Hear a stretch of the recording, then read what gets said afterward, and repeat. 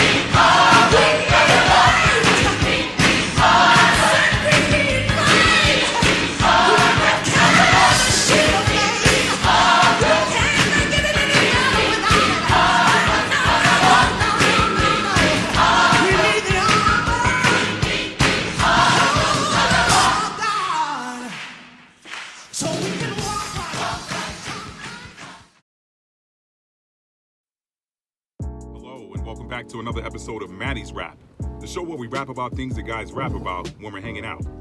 Today's episode of Maddie's Rap is an on-the-road edition of Maddie's Rap because, if you can't tell, I'm in my car. And so what are we talking about today? Today's topic is World War III. Now, Now, I know you're probably thinking, oh, come on, Matt, this is a little bit extreme, but follow me for a minute. I say World War III because, from my purview, the entire world is at war right now.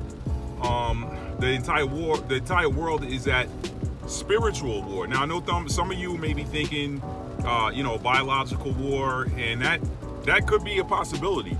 I mean, that could be very well possible with this COVID-19, aka coronavirus, aka that Wuhan coronavirus, aka that Rona, as it's trending right now on social media. But I want to say the world is at war on a spiritual front. Yes, we're at spiritual war right now, as you heard in the introductory song to today's edition of Maddie's Rap. By the way, that was the late great Walter Hawkins song. There's a war going on. Hope you liked it. You can find it on YouTube. You find it on Amazon Music, I think, wherever you like it, whatever. I think it's a pretty cool song. Anyway, back to my point. What do you mean by spiritual warfare, Matt? What do you mean that the world is at war, spiritually speaking? Let me take you back to, I say take you back, I'm assuming you've read it, but if you haven't read it, From Fear to Faith, A Survivor Story, which is my debut title, published originally in 2015 and second edition published in 2017. In chapter 8 of that book, I was, fighting. I'd received a diagnosis about a lethal form of the C word, or cancer for some of you. I don't like to say it, so I typically say the C word. You'll see that in the book. But after receiving a diagnosis about a deadly form of the C word, where they found a tumor, how big it was, all this and that, my life kind of spiraled. I won't say it spiraled upside down. I want to say it spiraled into a direction of me being completely healed. And that was the direction I set for myself. So I focused. Now, why am I talking about spiritual? Well, within chapter 8, one of the things in my game plan for getting my health back and bouncing back even stronger was to guard the 5 pathways into man, as I have it listed. Now, there are 5 pathways into man. 3 of them physical, 2 of them are spiritual. I'm not talking about the physical ones, but they are the eyes, the nose, and the mouth. The 3 physical ones are your skin, your nose, and your mouth. So you can put stuff on your skin, it absorbs into your body. You put things into your mouth, it goes into your digestive tract. You can inhale things and it goes into your lungs or whatever, and it gets in your body that way. But the 2 spiritual pathways into man are the eyes and the ears. The eyes and the ears. So your spirit is affected by what you see. Your spirit is affected by what you hear. And so that spiritual pathway ends up having an effect on you in the natural sense. So in the same way that if you touch something hot to your skin, it's going to burn. In the same way that you can drink something hot or cold and have your thirst quenched, or eat something that nourishes you, or in the same way that you can smell smoke and know something's on fire, well, you can look at something that vexes you and makes you feel bad, or you can look at something that makes you laugh, that makes you feel great. You can hear some good news that makes you feel a certain euphoria. You can hear something that is depressing that can send your energy and your vibrations down. Now, let's get back to this COVID-19 or coronavirus, or whatever you call it. This has affected the entire world spiritually. It has. If you don't think you have been affected spiritually, ask yourself why you are socially distancing. Why? You'll say, well, Matt, they said we should do that. First of all, who is they? Okay, but that's another topic for another day. I like to say they is the boogeyman, but I'm not going to deal with that right now. Matt, they said that we should, social distance and, we should self-isolate, so that's why I'm doing it. They said. That's spiritual. Somebody told you. You have not seen anything. Now, am I here to downplay the coronavirus? I'm not. However, all of these extra precautions, I'm seeing restaurants closing. I'm seeing public places closing, or people, you can't go out and have a meal with a friend now. You have to call your order in, pick it up, and take it home. And then you can't even go over to your friend's house and eat it because you guys are supposed to be apart from each other. So now all of your communication is happening online, or it's happening via cell phone or whatever. ways it can be monitored, but that's a different topic for another day.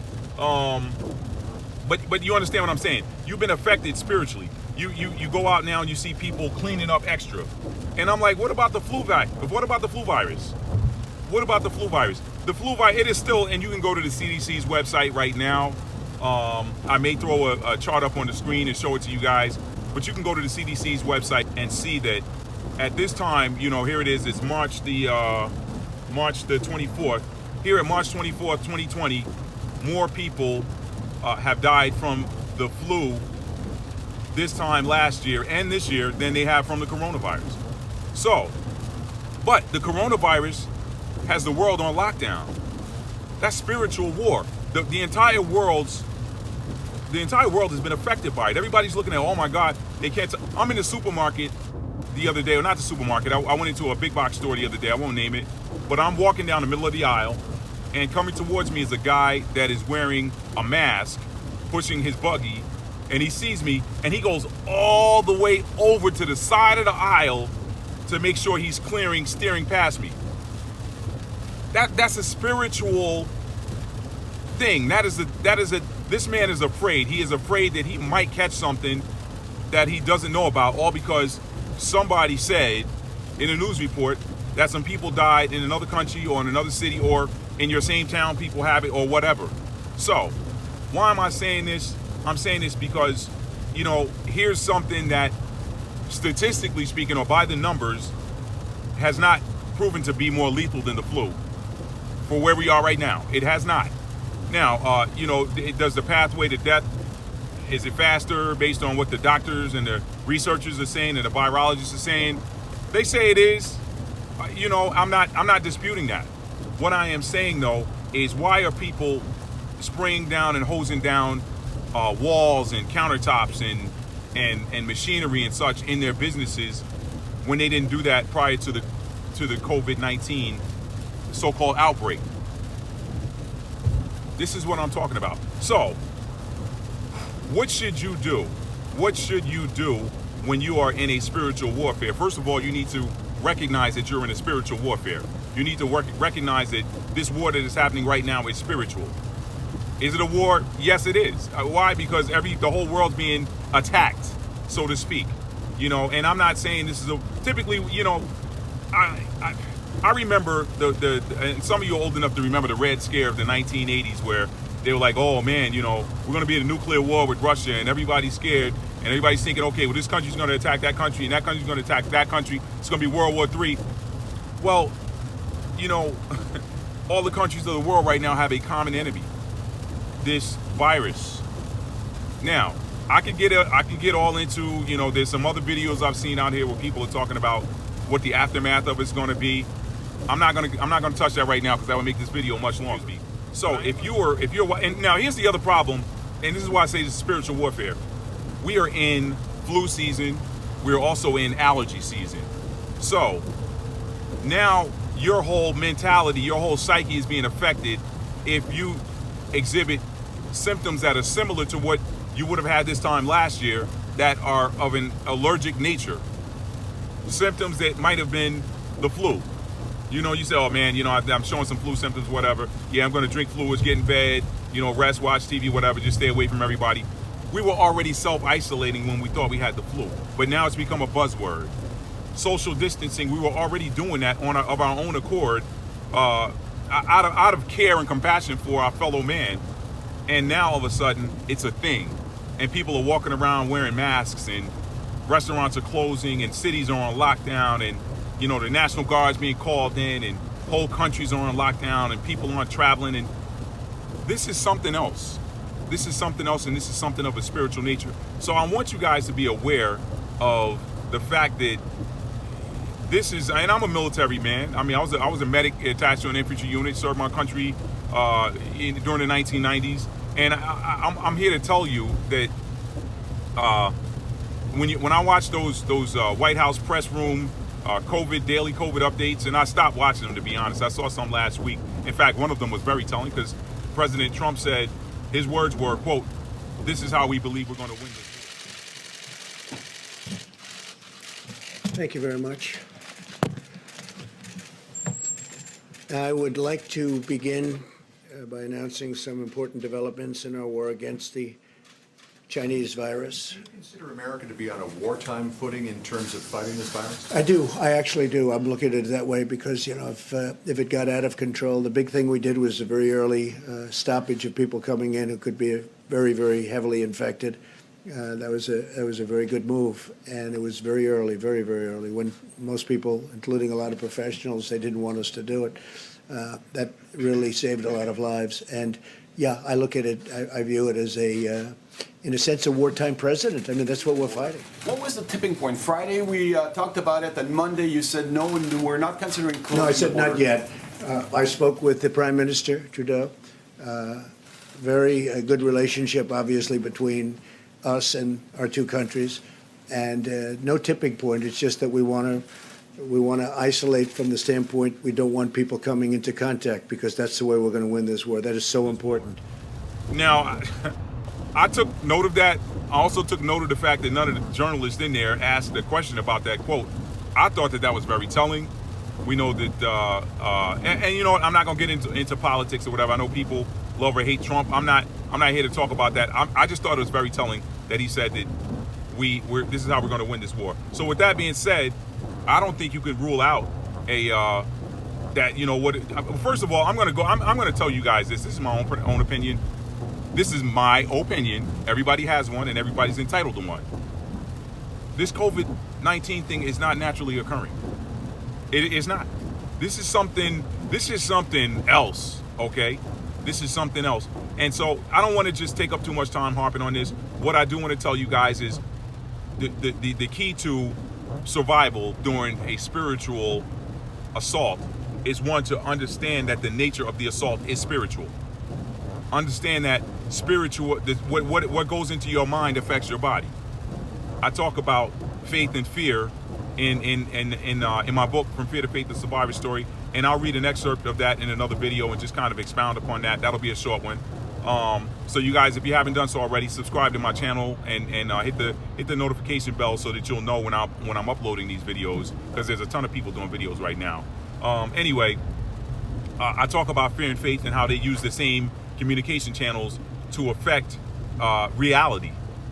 What you have faith in happening. Faith is the belief in something good happening for you. Fear is the belief in something bad, or the idea that something bad could happen to you. One is something good will happen. The other is something bad might happen. Okay, these are spiritual concepts. So if you continue to, this is why I don't believe in operating in fear. When you see fear start to pop its head up, you have to stop what you're doing and fight it. You have to fight it back. So if there's something that's making you afraid, drill down to the bottom of it, figure out what the source of it is, and deal with it. Deal with it, because you need to walk in confidence, not fear. Now, there's a scripture in the book of Timothy where God has not given us a spirit of fear, but of power, of love, and of a sound mind. Okay? So, understand, step one is understanding that you are in a spiritual battle or a spiritual war. Step two is guarding your spiritual channels, your eyes and your ears. If the news reports are vexing you, stop watching them. Why do you have your head glued to the television waiting for the next update or what's going to happen next with COVID? You're giving energy to something, and in doing so, you could manifest it in your own life. Okay, I'm not saying that you should not protect yourself physically right now, but what I'm saying is, do not give something more energy than it deserves. Don't live your life in fear. Live your life in power and confidence. Understand that you have the power to create your own reality. This is a spiritual war. You better learn how to fight spiritually, or you're not going to make it. Okay? So that's step two, guard your spiritual channels. And step three is to fight back by speaking positive. By speaking positive and believing and feeling the sensation of what you are speaking. That is step three. That is step three. In that song, it says, wearing the breastplate of righteousness. And that's scripture. The breastplate of righteousness. What does the breastplate do? The breastplate helps you to deflect errant blows.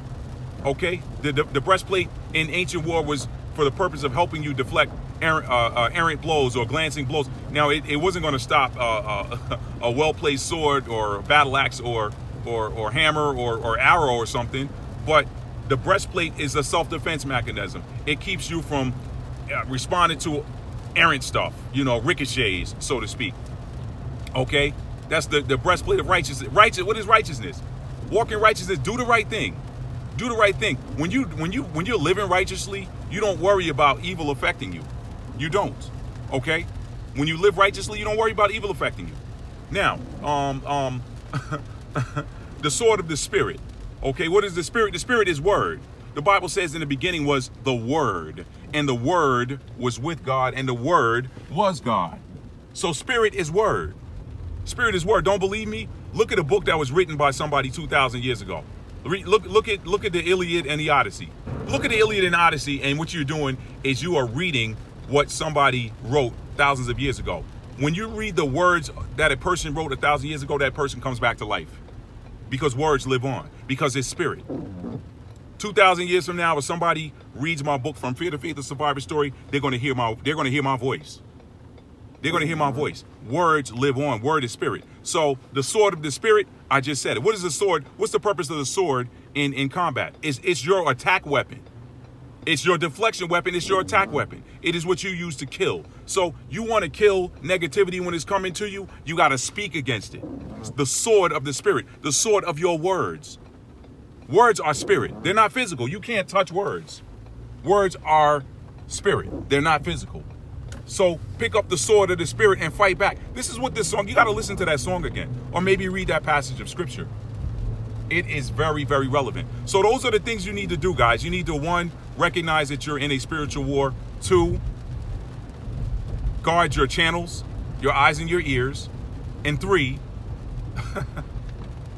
fight back. Go on the offensive with your words. Pick up your sword and go on the offensive. That's about all I got for you guys. Listen, the world has changed, guys. The world has changed. It has changed. We're in a new era. We are now in a spiritual era now. We're in a new era, guys. This isn't physical war. Physical wars are coming to an end. What they're controlling, the purpose of war, even physical war, in the ancient times up through the recent times, modern times, is to control people, land, resources, that kind of thing. But even with those, they fought spiritual war, saying, hey, we got to win the hearts and minds of the people. That's spiritual war. It's been in practice for a while, but it's out the cat's out the bag now.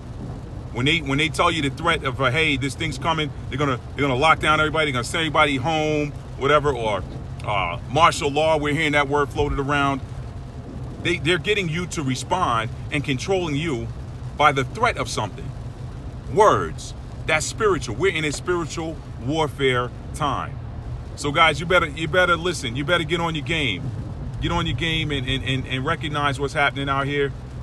This is a new era we're in. So do the 3 things I talked about. And listen, if you do those 3 things, you'll know that, listen, you're going to come out on top. This is winnable, but it's about you. What do you want?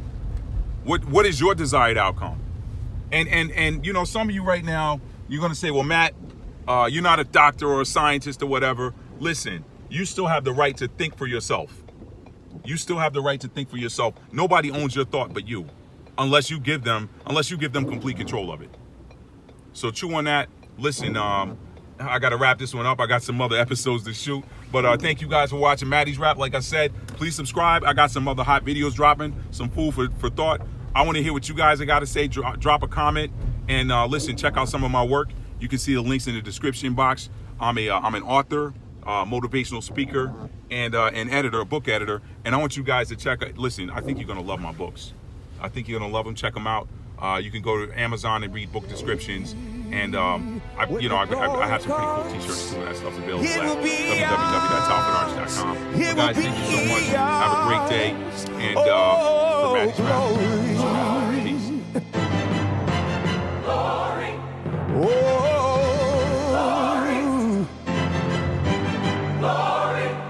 Now the war is not over. Victory isn't won. We'll fight on to the finish.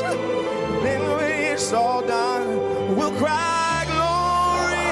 Oh, glory. Oh,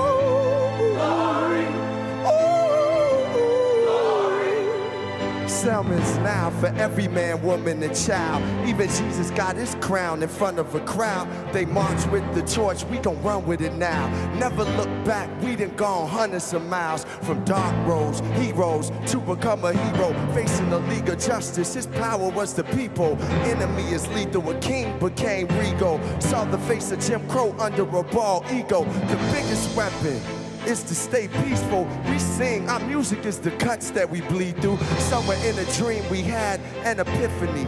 Now we right the wrongs in history. One day, when the glory comes, it will be